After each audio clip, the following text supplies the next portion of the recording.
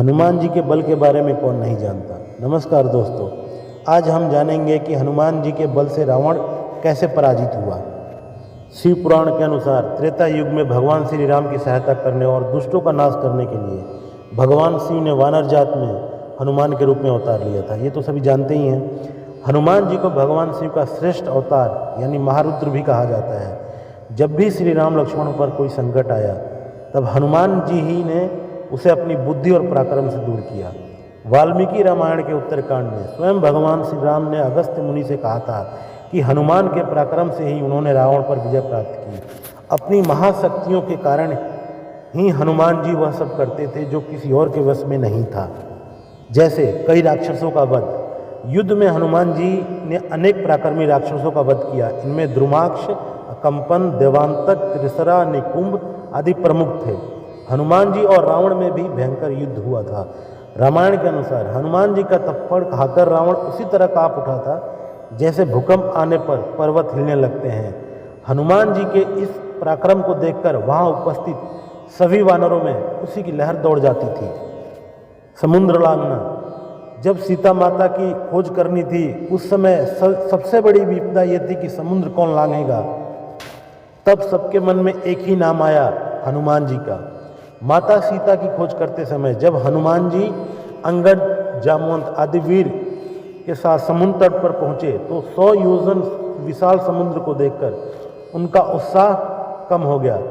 तब अंगद ने वहां उपस्थित सभी पराक्रमी वानर उनके छलांग लगाने की क्षमता के बारे में पूछा। तब किसी वानर ने कहा कि वह 30 योजन तक छलांग लगा सकता है, तो किसी ने 50 तो किसी ने 90 योजन तक छलांग लगाने की बात कही। सभी की बातें सुनकर अंगद ने कहा कि मैं 100 योजन तक का छलांग लगाकर समुद्र पार तो कर सकता हूँ, लेकिन वापस नहीं आ सकता, इसमें संशय है। तब जामवंत जी ने हनुमान जी को उनके बल व पराक्रम का स्मरण करवाया और हनुमान जी ने ही 100 योजन विशाल समुद्र को एक ही छलांग में पार कर लिया। माता सीता की खोज। समुद्र लांघने के बाद हनुमान जी जब लंका पहुंचे तो लंका के द्वार पर ही लंकनी नामक राक्षसी ने उन्हें रोक लिया। हनुमान जी ने उसे परास्त कर लंका में प्रवेश किया। हनुमान जी ने माता सीता को बहुत खोजा लेकिन वह कहीं भी दिखाई नहीं दी। फिर भी हनुमान जी के उत्साह में कोई कमी नहीं आई। माँ सीता के नाम मिलने पर हनुमान जी ने सोचा कहीं रावण ने उनका वध तो नहीं कर दिया। यह सोचकर उन्हें बहुत दुख हुआ, लेकिन इसके बाद भी उन्होंने हिम्मत नहीं हारा।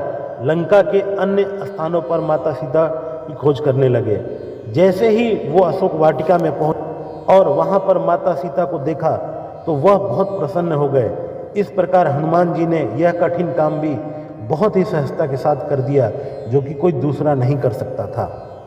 अक्षय कुमार का वध और लंका दहन। माता सीता की खोज करने के बाद हनुमान जी ने उन्हें भगवान श्री राम का संदेश सुनाया। इसके बाद हनुमान जी ने अशोक वाटिका को तहस नहस भी कर दिया। ऐसा हनुमान जी ने इसलिए किया ताकि शत्रु को भगवान राम की शक्ति का अंदाजा लग सके।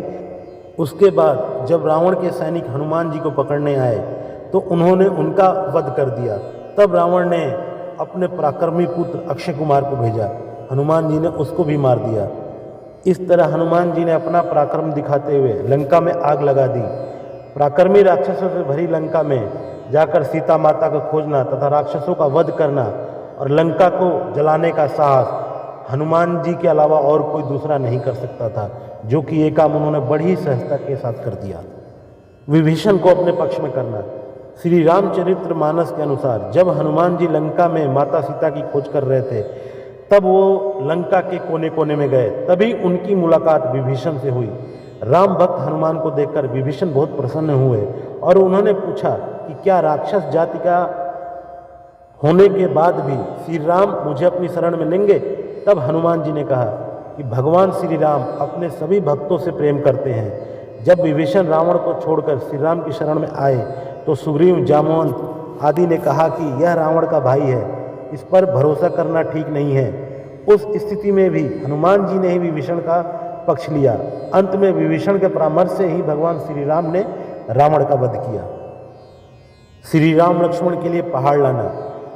जैसा कि आप लोग जानते हैं, रामायण के युद्ध के दौरान रावण के पुत्र इंद्रजीत ने ब्रह्मास्त्र चलाकर भगवान श्री राम और लक्ष्मण को बेहोश कर दिया। तब पूरी ही सेना में हाहाकार मच गया था। तब ऋक्षराज जामवंत ने हनुमान जी से कहा कि तुम शीघ्र ही हिमालय पर्वत जाओ, वहां तुम्हें ऋषभ व कैलाश शिखर दिखाई देंगे। उन दोनों के बीच एक औषधियों का पर्वत है, तुम उसे ले आओ। जामवंत जी के कहने पर हनुमान जी तुरंत उस पर्वत को लेने के लिए उड़ गए। अपनी बुद्धि और पराक्रम के बल पर ही हनुमान जी ने औषधियों का वह पर्वत समय रहते ही उठा कर ले आए। उस पर्वत की औषधियों की सुगंध से ही श्री राम, लक्ष्मण व करोड़ों घायल वानर पुनः स्वस्थ हो गए। तो दोस्तों, वीडियो कैसी लगी कमेंट करके ज़रूर बताएं, और अगर चैनल पर नए हों तो चैनल को सब्सक्राइब भी कर दें, और वीडियो को जितना ज़्यादा से ज़्यादा हो सके शेयर करें। धन्यवाद।